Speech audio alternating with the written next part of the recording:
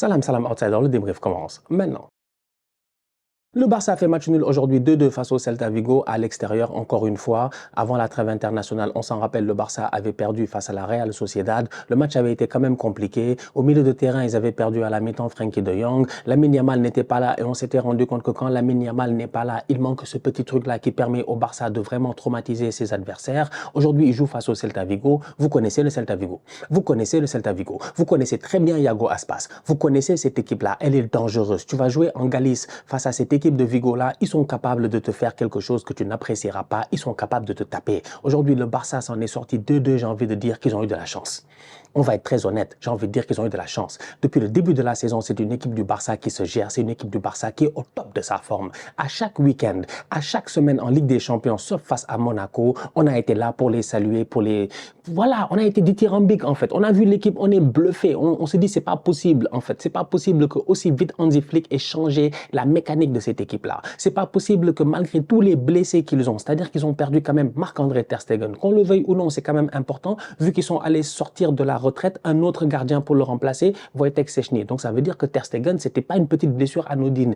Gavi, qui revient petit à petit, qui n'a pas été là depuis très très longtemps. Frenkie de Jong, qui est fait de cristal, qui malheureusement n'arrive pas à enchaîner les matchs et tout ça. Je ne parle pas des Ronald Araujo et des Christensen et de tous ces boys-là, je sais même plus. Il y a qui d'autre qui est à l'infirmerie? Ils ont tellement de joueurs à l'infirmerie. Ansu Fati à l'infirmerie, Ferran Torres est à l'infirmerie. Ils ont tellement de joueurs à l'infirmerie qu'on s'est dit que quand tous ces boys-là vont revenir, l'équipe va être plus forte. Mais entre-temps, il y a un qui s'est blessé. On n'avait pas prévu qu'il pouvait se blesser, ou du moins on n'avait pas prévu qu'il n'allait pas être là et que l'équipe n'allait pas fonctionner. C'est Lamine Yamal.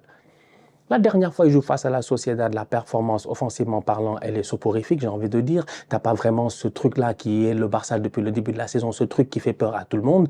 Ils perdent le match. Il n'y a rien de... Voilà. Ils viennent aujourd'hui face au Celta Vigo. Ils mènent 2-0, on est d'accord. Nous tous, on a vu cela. Donc, tu as un Barça qui réussit à ouvrir le score sur un but de Rafinha. Bien joué de la part de Rafinha. Rafinha au top de sa forme. Depuis le début de la saison, Rafinha qui claque des coups francs avec le Brésil.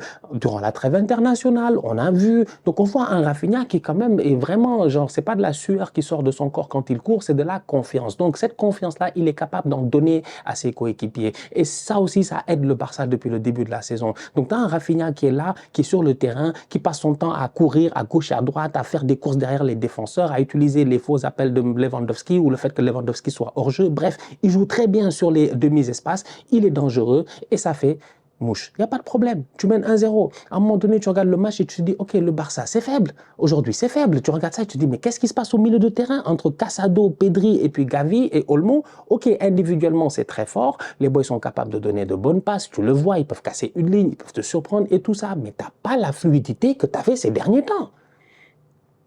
Donc moi, je me dis que le retour des blessés, c'est bien.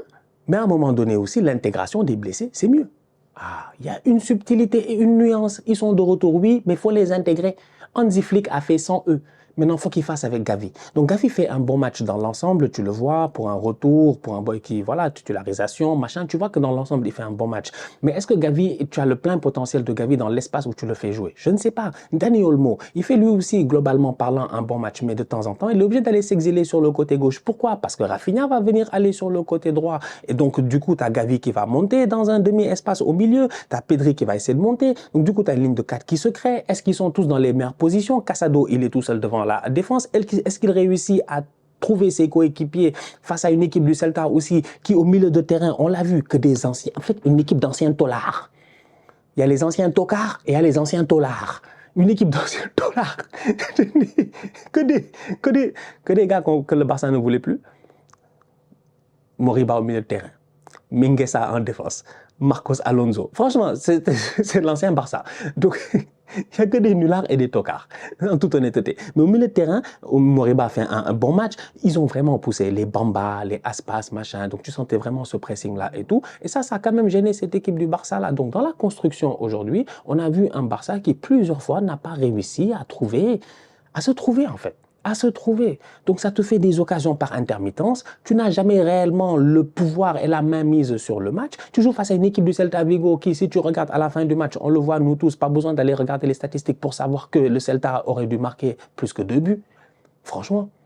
C'est parce que Iñaki Peña fait des bons arrêts. C'est parce qu'à un moment donné aussi, tu as un peu de baraka. C'est parce que Iago Aspas, il passe à ça, peut-être de lober Iñaki Peña. Aspas, c'est un fou, vous le connaissez. C'est parce que aussi le Barça peut prendre un carton rouge. Le tocard là, Martin peut prendre un carton rouge. Il peut prendre un carton rouge, il fait un tac sur Aspas. C'est peut-être un deuxième jaune, en fait, je ne sais pas. Ils sont échappés, en fait. Ils ont pris un carton rouge avec Casado, ouais, à la 80 et quelques minutes après, ils ont pris 2 buts. Mais le match peut être plié et mal se passer bien avant. Donc, ce n'est pas un bon match du Barça. C'est un mauvais match nul. 2-2, performance de Tokar. Vraiment, peut-être même la première vraie perf de Tokar depuis le début de la saison, vous devez vous gérer. Il n'y a pas de quoi être satisfait de ce match-là. Le match n'est pas bon. Et puis, en fin de rencontre, je ne comprends pas Hansi Flick. Tu prends un carton rouge. Comment il s'appelle? Casado prend son carton rouge à la 82e. Pendant tout le match, le Celta Vigo joue les ballons pour essayer de battre le hors-jeu. Okay? Et plusieurs fois, ils réussissent quand même à battre le hors-jeu. On le voit. On voit les boys sur les côtés, tout ça, ils te fatiguent, ils réussissent à s'en sortir de temps en temps, ça passe et tout. Casado sort et ça devient plus facile en fait. Parce que tu n'as plus personne devant la défense et tu te rends compte qu'il y a un sérieux problème de communication. En fait, c'est du n'importe quoi. La ligne n'est plus droite, elle est comme ça. Donc, il y a constamment un boy qui couvre. Donc, Koundé, par exemple, sur l'action du but, il couvre. Ce n'est pas de sa faute. Le pauvre, peut-être qu'il doit parler, peut-être que les autres ne se parlent pas. En tout cas, il y a un réajustement tactique à faire. Donc, ça veut dire que Hansi Flick, il joue le match. Il mène 2-0. Au lieu de tuer le match, d'arrêter ces conneries de machin, de je joue le hors-jeu, je fais mes trucs, on joue au machin et tout. Je ne sais pas, moi. Essaie de te protéger. Il ne le fait pas, il ne prend pas de risque. Il se dit, lui, il va continuer. Ça aurait pu marcher, ils auraient pu gagner 3-2, in extrémiste et tout. Mais le Celta aussi aurait pu gagner 3-2. Il prend ces risques-là, il prend 2 buts. Parce que le Barça continue à jouer, en fait.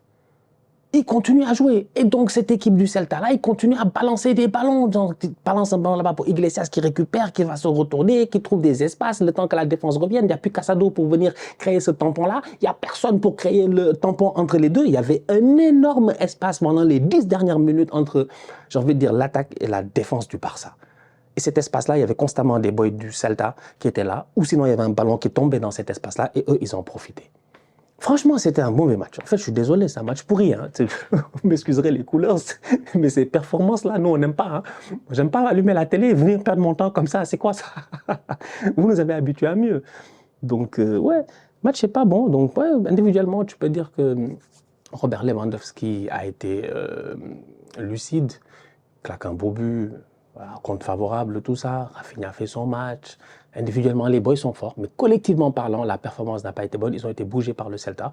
Et en fin de rencontre, malgré le fait qu'on pouvait croire que le Celta, à un moment donné, ils étaient quand même un tout petit peu fatigués, ils sont allés puiser dans leur réserve pour aller chercher ce 2-2-là. Et ils auraient pu aller gagner même peut-être 3-2. Franchement, quoi. Objectivement et calmement parlant. Donc, il faut faire attention. Vivement le retour de Lamine Yamal, qui en ce moment, je pense, est en train de leur manquer énormément. Ça se voit que Lamine Yamal leur manque énormément. Vivement aussi de voir comment Hansi Flick va gérer cette équipe-là, comment il va faire jouer Gavi, Pedri, Dani Olmo, Rafinha, Lamine Yamal. Ça fait 5 joueurs qu'il va falloir faire jouer. J'ai même oublié Frenkie de Jong parce que Casado, il est au top en ce moment, mais Frenkie de Jong doit rentrer. Tu mets Casado, tout le monde ne peut pas jouer.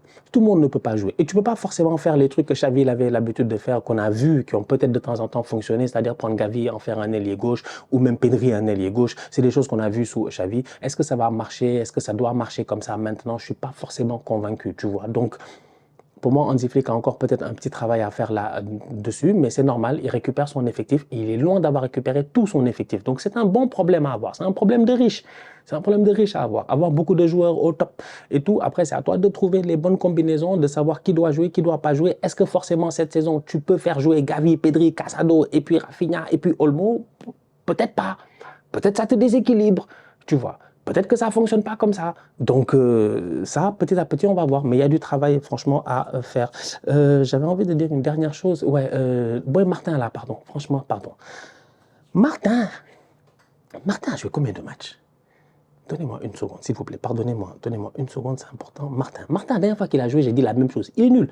En fait, je ne sais pas, moi. Je ne sais pas. Des Valero, des Martin, des boys, ils sont là, ils traînent. Je ne sais pas d'où il vient. Alors, Martin a joué 45 minutes face au Celta Vigo, il sort, il a un carton jaune, il sait pourquoi il le sort, parce que sinon le boy peut-être il prend un carton rouge, il n'est pas bon. La dernière fois qu'il a joué, c'était face au Red Star de Belgrade, il était rentré, ils ont gagné 5-2, donc bon, c'est peut-être pas si grave, il est rentré à la 90e. Je ne sais plus c'est quel match il est rentré, puis ils ont pris un but direct. Il y a un match, il est rentré, ils ont pris un but direct. Je ne sais plus. Bref, Martin, gère-toi. Ça aussi, tu regardes des fois, tu te dis, Bon, il est en train de se gérer à Rennes, mais le petit Mika Faye, peut-être aussi c'est une question de valeur marchande ou de... I don't know. Mais il y a des gars qui auraient peut-être pu rester et tout. Mais ouais, la doublure de Baldé, là, c'est pas la personne qui me rassure le plus. Franchement. Et je sais même pas si c'est vraiment une doublure de Baldé, parce que tu peux te dire que tu peux faire jouer là-bas. Tu peux pas faire jouer là-bas, le boy. C'est pas là-bas où joue... Même pas. Non, en tout cas, bref. C'est pas très fort. C'est compliqué. Mauvais match du Barça. Voilà. Bon, on va voir si le Real va en profiter. L'Atlético, ça leur fait du bien parce qu'ils ont gagné. Bien joué, c'est des bandits. Le Cholismo est toujours là. Ils ont gagné 2-1 ou 2-0. Donc, du coup, ça donne l'Atlético deuxième en ce moment. C'est vraiment intéressant. Et derrière, moi, j'ai juste envie de voir maintenant cette équipe du Real pour voir s'ils peuvent en profiter. Est-ce que le Real peut en profiter? Le Real a 27 points. Le Real pourrait revenir à 4 points du Barça. Donc, on va voir ce que le Real va faire demain. Match qui sera bien évidemment débriefé, je l'espère. Et le Real va jouer contre roulement de tambour Leganés à l'extérieur. À suivre. La famille, on se capte très bientôt pour une nouvelle vidéo. D'ici là, continuez à liker, on continue à partager, on s'abonne, on s'abonne, on s'abonne. On est ensemble, on reste en santé, c'est toujours le plus important. Tous outsiders.